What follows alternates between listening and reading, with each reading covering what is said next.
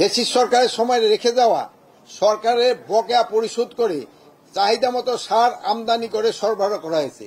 আপনারা জানেন, আমরা দায়িত্ব গ্রহণ করার পর অনেক সারেরই পেমেন্ট করা ছিল না।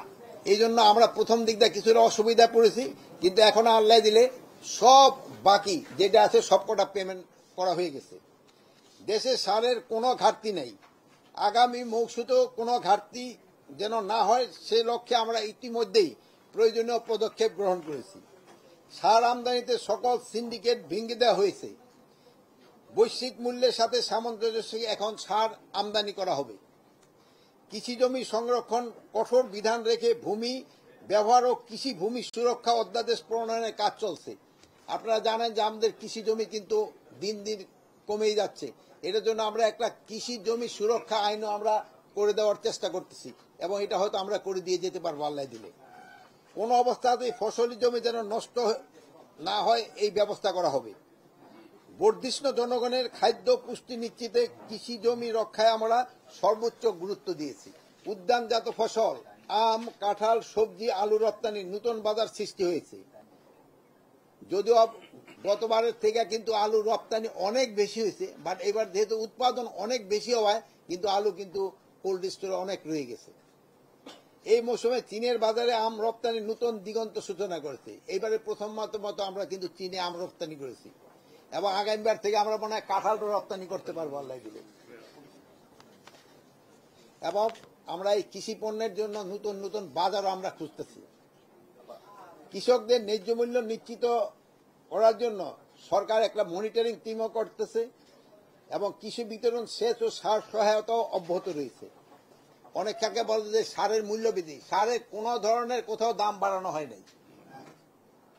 গত অগ্রগতি এবং কৃষি বান্ধব নীতি এবং গবেষণা ও সম্প্রসারণ কার্যক্রম আমাদের কৃষক ভাইদের অবদান ফল। ভবিষ্যতে আমরা কৃষিকে আরও টেকসই এবং রপ্তানিমুখী করতে চাই। নিরাপদ ও পুষ্টিকর খাদ্য উৎপাদন, কৃষি প্রযুক্তি উদ্ভাবন, জলবায়ু পরিবর্তন, সহনশীল কৃষি ব্যবস্থা এবং কৃষকদের আয় বৃদ্ধি আমাদের প্রধান লক্ষ্য। আমি এখন আপনাদের সামনে কৃষি মন্ত্রণালয়কে বিগত এক বছরে উল্লেখযোগ্য কার্যক্রম সম্বন্ধে সংক্ষেপে তুলে ধরছি। একটা এক্সাম্পল হিসেবে বরগুনা জেলায় ধরেন 100 টন তার সার দরকার হয়, সে হয়তো 100 টনের দানায় 110 টন ডিমান্ড দিয়ে বসে। সে করবে আমার তো সার শর্ট পড়ে গেছে, আমি 100, কিন্তু তার লাগবে 100 টন, কিন্তু সে দিয়ে বলে 110 টন। এই ক্ষেত্রে কিন্তু ওই যে 10 টন আছে না, ওইগুলো কিন্তু পাচার হয়ে যায় পরে, কিন্তু সে বলবো যে আমি তো ওইটা পাই নাই। এই জন্য যার যতটুকু রিকোয়ারমেন্ট আমরা অতটুকুই দিব।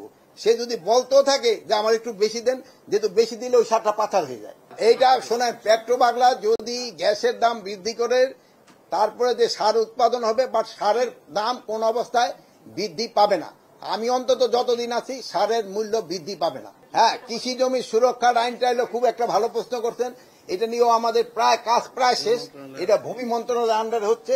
এটা ভূমি উপদেষ্টা যে উনি এটার হলো সভাপতি।